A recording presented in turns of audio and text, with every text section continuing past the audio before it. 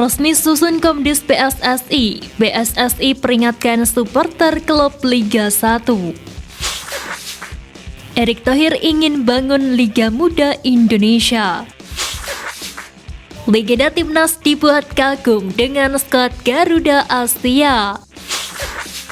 Dua obrot bawa timnya raih kemenangan.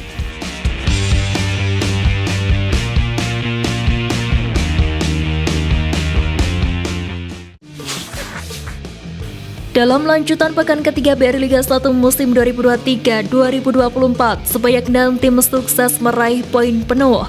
Di antaranya, di laga hari Minggu kemarin, PSIA sukses mengalahkan Persibaya Surabaya dengan skor 2-0. Pada laga ini, Carlos Fortes memborong 2 gol untuk kemenangan Laskar Maesa Junior atas Bajul Ijo. Sementara itu, Persija Jakarta juga berhasil meraih poin penuh usai mengalahkan Bayangkara FC dengan skor 4-1. Pada laga ini, tim berjuluk Macan Kemayoran itu kebobolan terlebih dahulu melalui gol Greslan pada menit ke-6. Tim asuhan Thomas Doll berhasil mencetak 4 gol melalui Rico Simanjuntak pada menit ke-15, Mariko Simic menit ke-18 dan ke-34, serta gol penutup yang dicetak oleh Muhammad Akbar pada menit ke-74. Sementara di pertandingan lain yang digelar pada hari Sabtu lalu, di antaranya Persita Tangerang menang 1-0 atas Nusantara FC. Persi Kediri menang 5-2 atas Arema FC, Bali United menang 2-1 atas Madura United, dan Persis Solo menang 2-1 atas Borneo FC. Ketum PSSI akhirnya resmi umumkan susunan Komite Disiplin PSSI dengan menunjuk sebagai ketua adalah Eko Hendro Prasetyo dan Asep Edwin sebagai wakilnya. Komdis PSSI juga mempunyai 3 anggota lain, yakni Mahfudin Nigara, Aji Ridwan Mas, dan Hasani Abdul Ghani. Sejauh ini Komdis telah bersidang 2 kali untuk pelanggaran kode disiplin PSSI di BRI Liga 1 musim ini. Pertama pada 11 Juli lalu yang menghasilkan 6 keputusan untuk 5 klub. Dewa United menjadi tim yang paling banyak didenda sebesar 100 juta rupiah. Total pada sidang pertamanya Komdis menjatuhkan denda sebesar 260 juta rupiah. Sidang kedua Komdis pada 14 Juli 2023 menghasilkan 8 vonis, termasuk untuk 2 kelompok supporter PSM Makassar, PSM Fans, dan Kurva Sud Moto Angi. Komdis memberikan denda sejumlah 165 juta rupiah untuk 8 sanksi itu. Erick Thohir mewanti-wanti supporter untuk tidak membuat kerusuhan di BRI Liga 1 2023-2024, sebab resikonya kompetisi bisa dihentikan. Sejumlah keributan terjadi hingga pekan ketiga BRI Liga 1, mulai dari kericuan antar supporter Persis Solo hingga perkelahian sesama pendukung PSM Makassar. Terbaru pendukung Persi Kediri ribut dan memukuli supporter yang diduga sebagai fans Arema FC karena nekat melakukan tur tandang ke Stadion Brawijaya Kediri. Padahal PT Liga Indonesia baru telah memberlakukan aturan larangan menonton untuk supporter tim tamu yang tertuang pada regulasi BRI Liga 1 musim ini. Erick menambahkan jika PSSI sudah membuat kesepakatan sesuai dengan perjanjian bersama FIFA, pemerintah, PT LIB, dan kepolisian, bahwasannya sepak bola di Indonesia sedang dipantau FIFA selama 2 tahun ke depan. Bek kanan Timnas Indonesia Sri Bangkolam akhirnya menjadi pilihan pelatih Jonam Dragons usai 3 laga sebelumnya dirinya di bangku cadangkan oleh sang pelatih. Bak bermain kesetanan, Asnawi sukses membantu timnya mengalahkan tim pemuncak klasmen Liga 2 Korea, Gyeongnam FC. Pada laga tersebut, Asnawi membuat sisi pertahanan kanan Jonam Dragon sulit ditembus lawan yang membuat timnya menang 2-0 atas Gyeongnam FC.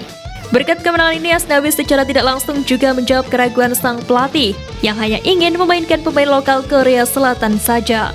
Selain itu, berkat penampilan apiknya membuat bangga para supporter timnas yang menonton secara langsung Asnawi di lapangan.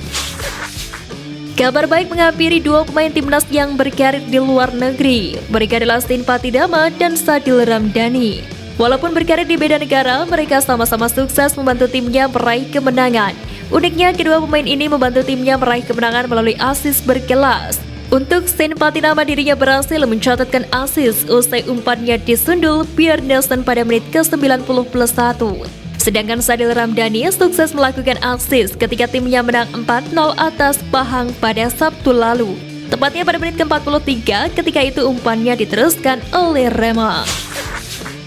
Bek andalan timnas Indonesia Elkan Bagot kembali mendapatkan jatah menit bermainnya di laga uji coba pramusim bersama Ipswich Town. Dalam laga uji coba pada Sabtu lalu, Epicton berhasil menang 2-1 atas tim asal Ceko, Spartak Trnava. Pada laga tersebut, Elkan mencatatkan penampilan pada menit ke-50. Kesempatan bermain yang diperolehnya jelas menjadi sorotan publik Indonesia. Pasalnya belakangan ini nasib Elkan Bagot seperti tak menentu bersama Epicton. Pasalnya pelatih Epicton sempat mengatakan bahwa dirinya ingin meminjamkan Elkan untuk mendapatkan menit bermain yang lebih banyak pada musim depan. Kini pun pihak Epicton sedang menimbang masa depan Elkan Bagot. Wonderkid timnas Indonesia Marcelino Ferdinand menunjukkan ketajamannya bersama KMS Kadensi ketika melakukan laga uji coba melawan AS Groningen pada hari Sabtu sore lalu. Pada laga tersebut, Marcelino Ferdinand duduk di bangku cadangan selama 30 menit. Tanpa kehadiran Marcelino Ferdinand, KMS Kadensi justru ketinggalan gol terlebih dahulu. Lalu pelatih KMS Kadensi Marco Chan berinisiatif untuk memasang Marcelino Ferdinand di menit ke-30. Tak berselang lama, Marcang berhasil mencatat 2 gol sekaligus, tepatnya pada menit ke-37 dan 42. Namun sayangnya dengan performa impresif itu, tim yang dibilang Marcelino tak bisa menghindar dari kekalahan telak 5-2 atas Groningen.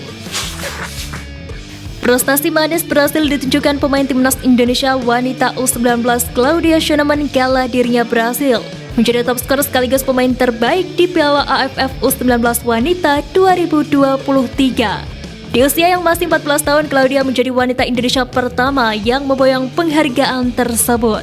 Hal itu dinilai menjadi pelipur lara sang pemain usai gagal membawa skuad Garuda Pertiwi ke final Piala AFF U19 Women. Skuad Garuda Pertiwi muda hanya mampu berada di ranking 4 usai mengalami kekalahan atas Myanmar pada Sabtu lalu. Ketua Umum PSSI Erick Thohir menilai pentingnya sinergitas dalam pembinaan usia muda, di mana nantinya dalam setiap kelompok umur akan saling berkesinambungan. Hal itu ia ungkapkan ketika mendatangi Top Skor Cup National Championship 2023. Menurutnya, turnamen dalam kelompok usia muda memang membantu PSSI dalam menjalankan liga terutama dalam usia muda. Erick pun menilai nantinya kompetisi-kompetisi usia muda seperti ini diharapkan bisa berkesinambungan sehingga bermulainya nanti memang untuk keperluan Timnas Indonesia. Timnas Indonesia U17 hingga saat ini masih gencar membangun skuad terbaik jelang menghadapi Piala Dunia U17.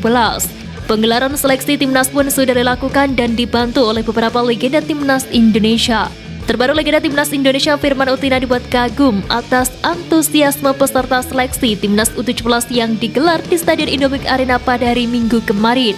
Firman pun mengapresiasi antusias serta kesemangatan yang ditunjukkan para pemain-pemain muda tanah air yang mengikuti seleksi ini.